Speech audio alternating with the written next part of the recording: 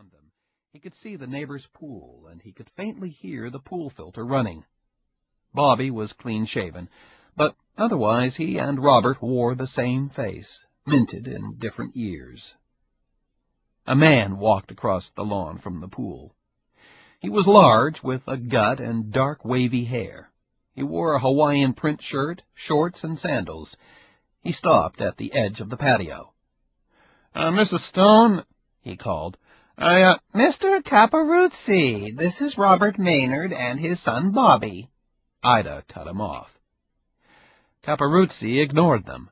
Mrs. Stone, you can't be serious about cutting those trees down. Ida blinked behind her glasses. Oh, I'm not going to cut them down. I'm much too old to do my own cutting. That's why I hired Robert. She nodded at Robert. Mrs. Stone, those trees have been there a long time. She turned toward her house, an old two-story farmhouse with a brick facade and a full porch on the front. This concrete patio is new, 25 years ago, but the rest of this house is mostly patched together from what was here before Christ was Christian. Who are you to tell me about how long trees have been on my property? Don't be this way, Caparuzzi said. I just meant that the trees have historical value. You're right. My grandfather was born here in 1850, and he wrote about those trees in his journal. Every day he'd record what the weather was, and some days he'd make a note about the farm or the land. Those trees appear in several of his entries. Ida took a sip of her lemonade. Wait right here. I'll show you. She stood and walked into her house, the screen door closing behind her with a smack. The sky was brilliant blue, with one perfect white cloud drifting. Ida emerged from the house, and the screen door smacked again as she sat back in her lawn chair. She held a crumbling, leather-covered notebook. She adjusted her glasses and started to read coldly. This is dated July 1890. It says, "Today I went into town, and walking back up the hill I saw my oaks. They stand out over the other trees." Ida gently flipped forward several pages. Dr. Hatcher came down from Hanover today to help with the baby, but he was no help. We lost a little girl. I stood out under the oaks and looked up at them. They've grown so much since I first noticed them. The middle one seems smaller. Maybe they're a mother, father, and child. Ida sipped her lemonade. Caparuzzi shook his head and put his hands on his hips. Why are you cutting them? Ida shrugged. No reason, really. She turned a thin wrist so she could see her watch. I could call the selectmen and file a complaint. Ida nodded. I did call the selectmen. 8 o'clock this morning. Old Vern Hafner. I think I woke him up. He said hello, and I said, "Vern, this is Ida Stone. What's town ordinance say about running a chainsaw on a Saturday morning?" And he said, "Ida, you can do anything you want after 10 o'clock. Just wait till 10. Then he hung up. Caparuzzi checked his watch. It was 9:55. He shook his head and glared at Ida. I'm going downtown to file a complaint with Hafner. He'll enter it into the town board minutes, and we'll get an injunction from the town justice. Ida nodded again. Well, you might do that, except today's the day that Vern goes over to the VA to get treatment for his paralysis. I forgot to tell you he mentioned that to me on the phone. And since Vern is the head of the selectmen, no one else can enter items into the board's minutes.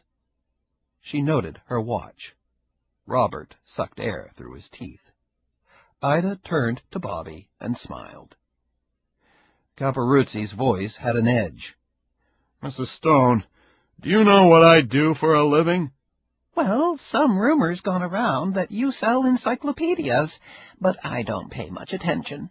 I've never heard a vacuum running from your place, so I assume you aren't a Stanley steamer man.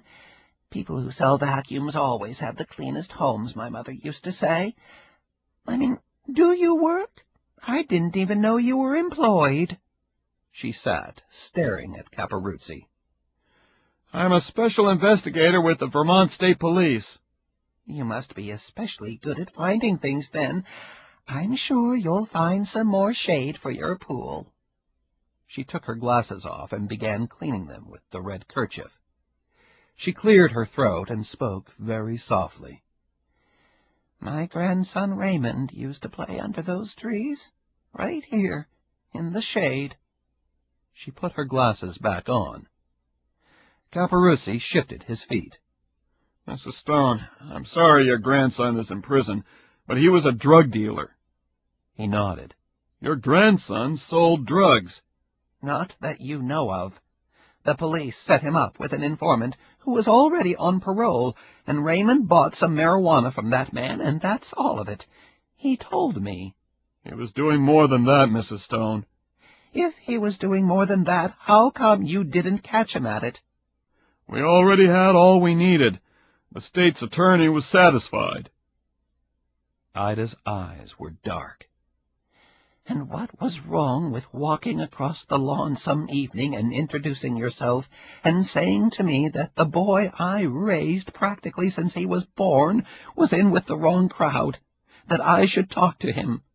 If I had known, if you had told me, don't you think I'd have talked to him, my own grandson? It doesn't work like that, Caporuzzi said softly. Well, this doesn't work at all. How do you think I'm ever going to see him again? I couldn't afford a decent lawyer for him. I don't drive any more, and he says on visiting days I'd have to sit across from him at a table that's bolted to the floor, in a room full of other people with guards around. I couldn't take it. I'm sorry. How long were you going to live next to me before you decided to come over and tell me that you arrested him? A car door slammed, and a neighborhood dog barked. Caporuzzi shook his head. The law doesn't compel me to tell you. I got a letter from him yesterday, stamped Northeast Regional Correctional Facility. He has to shower with other men, he told me. He's going to be locked up for 3 years. 36 months. She took a deep breath. I won't be around in 36 months. She pointed at Bobby, and then Robert, and then the trees. Those trees are coming down. She looked straight at Caporuzzi. I don't know where you're from, but don't think you can come up here and set my house on fire to stay warm in yours. Mrs. Stone, I was just doing my job. So were the Romans. She shook her head. As my father used to say, you're a bird even if you never flew. Don't do it, Mrs. Stone. Don't cut those trees. Officer Caporuzzi, you're not married to that woman who flops around your pool in her underwear, so those 2 little boys of yours are bastards. I'm not in the habit of providing shade for bastards. She stood up and looked at her watch, then at Robert. It's 10 o'clock. Cut those trees. Caporuzzi made a stop motion with his hands. Mrs. Stone, you shouldn't do this. Cut 'em! Bobby went out to the truck, opened the cab, and put on his climbing belt and spikes. He pushed a red earplug into each ear, then checked the oil and gas in the limb saw. He decided to start on the tree closest to Harvest Lane and work his way back. The butt of the first tree was huge, at least 10 feet around. He dug his spikes in and started to climb. When he reached the top, Bobby could see for miles. There was his father's woodlot, with red and black trucks sitting around idle on a Saturday. The high school looked tiny, the cornfields of Percy's farm a green and yellow carpet to the river. The mountains seemed close. It was as far as he'd ever seen in his whole life. Bobby pulled the chainsaw's cord, and the saw roared. carefully cutting in the pattern of a reverse spiral staircase.